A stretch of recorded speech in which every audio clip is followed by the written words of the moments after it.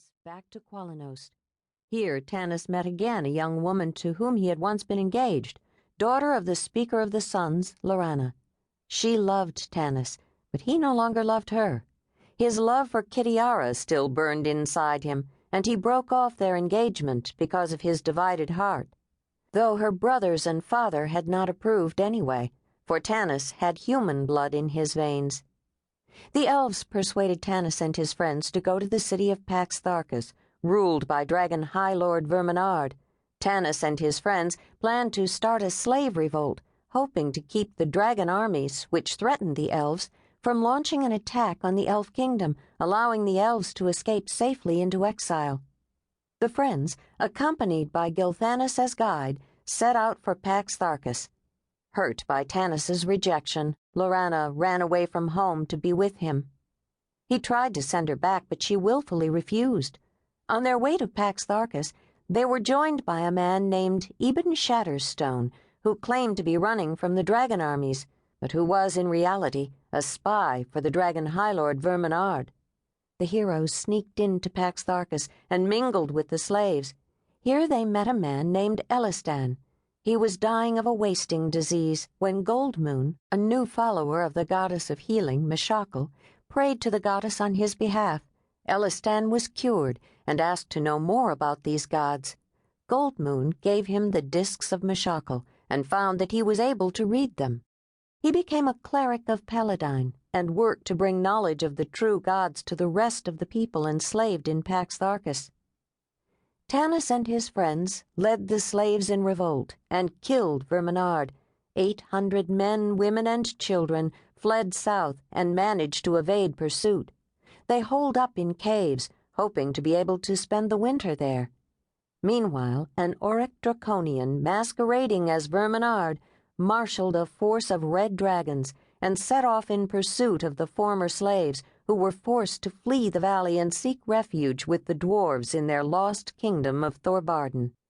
These adventures are related in the book Dragons of the Dwarven Depths. During this time, Laurana continued traveling with the group. Danger, sorrow, and fear forced her to grow up. The once spoiled and willful girl grew into a serious, thoughtful young woman.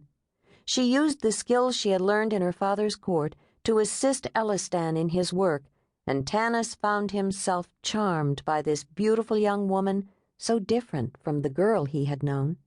He began to fall in love with her and became torn. Which woman did he truly love?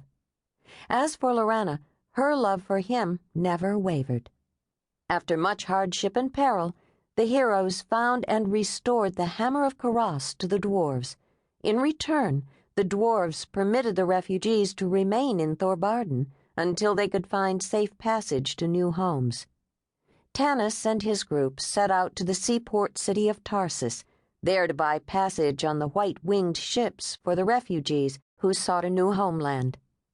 Their trek and adventures along the way are described in Dragons of the Winter Night.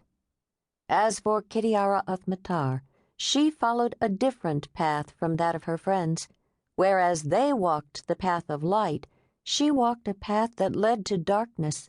She joined the dragon armies of Queen Takhisis, and it was not long before Kitiara's skill and ambition caused her to rise to become Dragon Highlord of the Blue Dragon Army, known to most of Ansalon as the Blue Lady. The individual adventures of Kitiara and Laurana and what happens to them at this point in time have never been told, until now. In the book Dragons of the Highlord Skies, the two women in the life of Tanis Half-elven each go on separate journeys whose perils will lead both of them to face their greatest challenges. I myself play a small part in this tale. It all begins. Book 1. Prologue. Over 300 years had passed since he had last heard the sound of a human voice, or rather, since he last heard a human speak. He had heard screams since then, screams from those who had come to Dargaard Keep to confront him, screams that ended in gurgling gasps as they choked on their own blood. Lord Soth had no patience with such fools. He had no patience with those who came seeking his storied treasure. He had no patience with